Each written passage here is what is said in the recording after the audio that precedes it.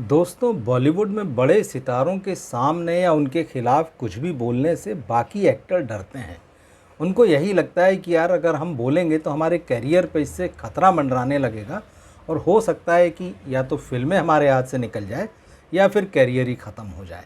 आप सोचिए कि सलमान खान ने अपनी आखिरी फिल्म, हिट फिल्म कब दी थी? 2017 में उनकी टाइगर ज़िंदा है आई थी और उसके बाद से अभी तक 2025 तक वो कामयाबी का मुंह देखने के लिए तरस रहे हैं। अक्षय कुमार की हालत आप देख लीजिए।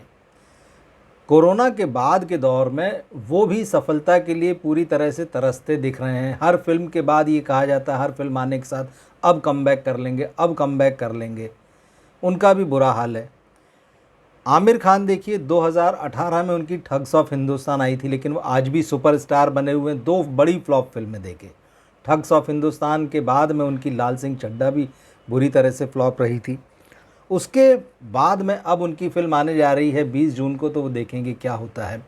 अजय देवगन का हाल देखिए, उनकी पिछली 10 फिल्में अगर आप उठाकर देखेंगे तो सिर्फ 3 फिल्में हैं, रेड 2, शैतान और दृश्यम 2, जो चली हैं बॉक्स ऑफिस पर।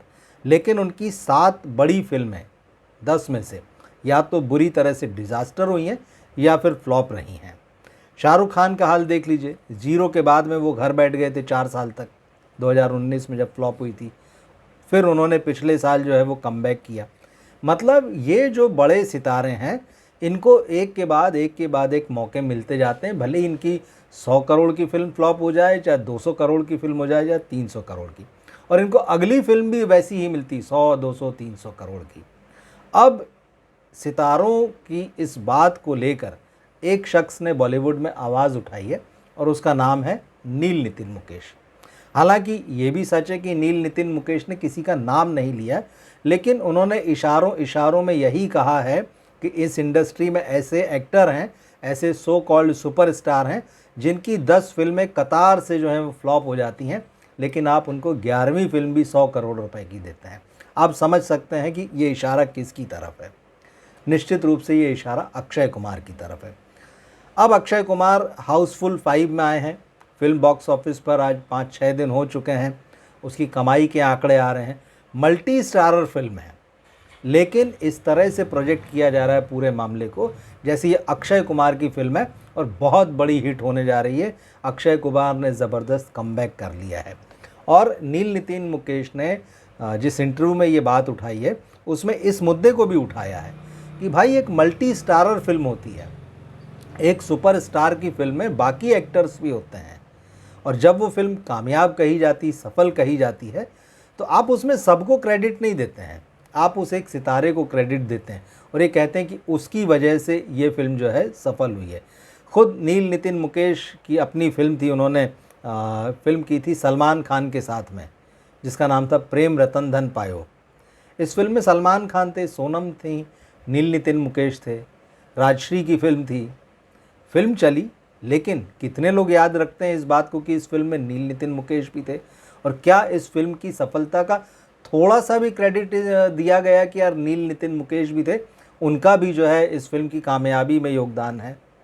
तो ये बहुत बड़ा सवाल है और नील नितिन मुकेश ने ये सवाल उठाए हैं। और वाकई ये सोचने वाली बात है बॉलीवुड में कि इन बड़े सितारों के साथ में, जिन्होंने सिर्फ अपनी फिल्मों के दम पर राज कायम नहीं किया है, पर्दे के पीछे बहुत सारी चीज़ें होती है, पर्दे के पीछे बहुत सारे गेम प्लान्स होते हैं, पर्दे के पीछे बहुत सारी पॉलिटिक्स होती है, एक पावर स्ट्रगल होता है।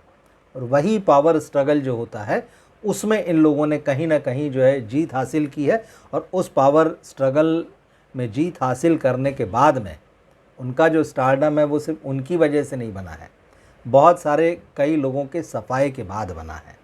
तो ये बहुत ही कड़वी सच्चाई है, बहुत कड़वी हकीकत है जो नील नितिन मुकेश ने कही है कि भाई बिल्कुल सच है। और वो कहते हैं कि भाई हमारी तो 2 फिल्म फ्लॉप हो जाए, मतलब अगर कोई एक्टर जो है बॉलीवुड का इन सुपरस्टार्स की कैटेगरी में नहीं आता है, उसकी 1 या 2 फिल्म फ्लॉप हो जाए, आप उसको राइट ऑफ कर देते हैं। आप कहते हैं खेल तो ख़त्म हो गया इसका, बाहर है ये मैदान से। पंकज त्रिपाठी की हालत आज देख लीजिए। एक समय था, लग रहा था उनकी तूती बोल रही है, लेकिन जहां उन्होंने सोलो फिल्में की और 2-3 फिल्में उनकी फ्लॉप हुई, और उसके बाद लोगों ने कहा अब तो इनका खेल ख़त्म हो गया है। राजकुमार राव को देख लीजिए, वो स्ट्रगल कर रहे हैं, लंबे समय से स्ट्रगल कर रहे हैं। अभी उनकी फिल्म आने वाली मालिक।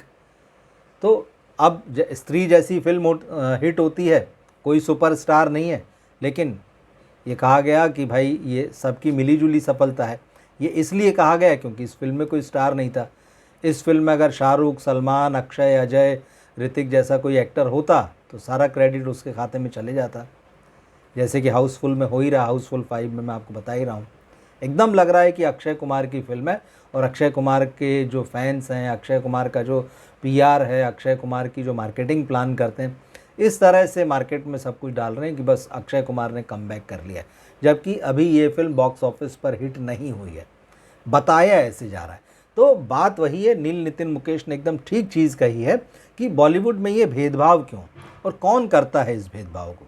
ये जो चीज़ है, भेदभाव की जो बात है, ये हमारे आपके या दर्शकों के हाथ में नहीं है।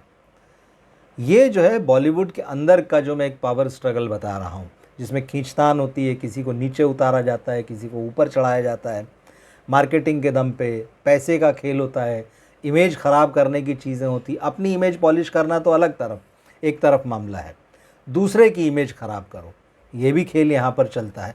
तो ये जो पूरी पार्शलिटी है ये चलती है। और नील नितिन मुकेश ने बहुत ही वाजिब सवाल उठाया है कि भाई एक आदमी है जिसकी 10-10 फिल्में फ्लॉप हो जाती हैं, मगर फिर भी आप उसको 11वीं फिल्म देते हैं और 100 करोड़ रुपए की फिल्म देते हैं। उन्होंने नाम नहीं लिया, लेकिन अक्षय कुमार का हाल देख लीजिए।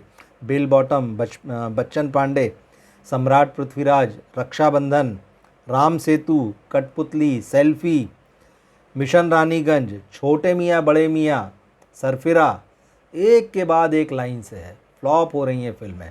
लेकिन अभी भी अक्षय कुमार की 4 फिल्में, 5 फिल्में जो हैं या तो फ्लोर पर हैं, शूटिंग पर जाने वाली हैं, और उनकी तैयारी है कि भाई कमबैक करेंगे। हेरा फेरी 3 वाला मामला भले ही अटक गया है, लेकिन ये चल रहा है। सलमान खान को आप देख लीजिए, सलमान खान की फिल्में फ्लॉप हैं। टाइगर जो 3 जो थी उनकी बुरी तरह से फ्लॉप हुई थी। उसी तरह से उनकी जो किसी का भाई किसी की जान, उसका भी हाल बुरा था।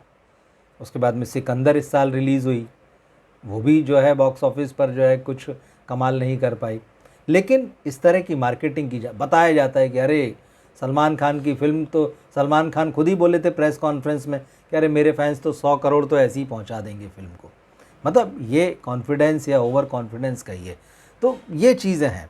शाहरुख खान बहुत मुश्किल से, उनकी हालत ख़राब थी ज़ीरो के बाद में, 4 साल घर बैठने के बाद में एक के बाद एक 2 फिल्मों में आए, और अब वो जिस स्थिति में आ चुके हैं, अब वो अपने परिवार को आगे बढ़ाने में लगे हुए हैं कि भाई मेरा बेटा जो है फिल्म डायरेक्टर बन जाए, मेरा बेटा जो है वो नेटफ्लिक्स पर उसकी वेब सीरीज़ आ रही है वो सुपर हिट हो जाए, बेटी को मैं फिल्मों में ले आऊँ।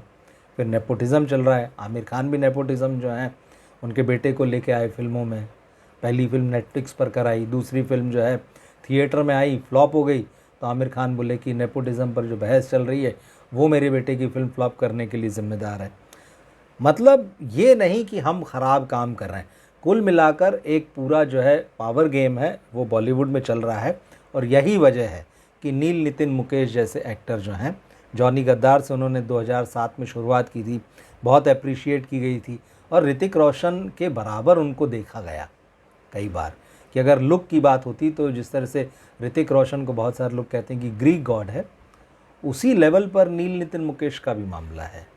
उनको देखकर लगता ही नहीं कि आप किसी इंडियन से मिल रहे हैं, उनको देखकर लगता है कोई अंग्रेज़ है, हैंडसम है, सब बढ़िया है, लेकिन उनको दरकिनार कर दिया गया। और कितनी फिल्में उसके बाद उन्होंने की, लेकिन कभी इस बात की कोई ख़ास चर्चा नहीं उनके लुक्स को लेकर, उनके काम को लेकर।